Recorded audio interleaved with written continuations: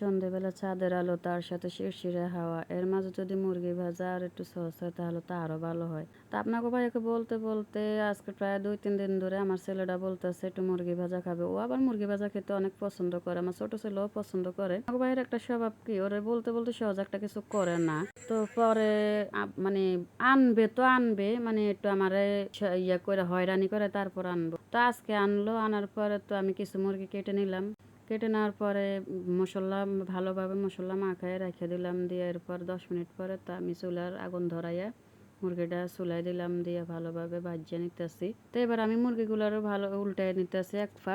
এক পাট হয়ে গেছে, তো এবার আমি উল্টায় নিলাম। তো এর মধ্যে আবার আমার বড় ননদ বলতেছে ভাবি একটু রং চা খাবো আর চাইল ভাজাও। তো আমি আবার রং চা জাল দিলাম, চাইল ভাজিয়ে নিলাম। তো সবাই মিলে একটু খাইলো। তো এই পাকে আমি কথা বলতে বলে আমার মুরগিও ভাজা শেষ।